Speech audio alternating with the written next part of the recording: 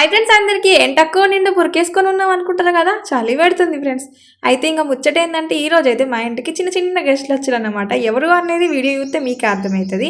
పొద్దుగాల లేవాలంటే పిల్లలకు మాత్రం ఎక్కలేని బద్ధకం అనుకోరి. సో మార్నింగ్ వ్లాగ్ షూట్ చేద్దామని చెప్పి వీడియో తీసిన కానీ పెట్టలేదు.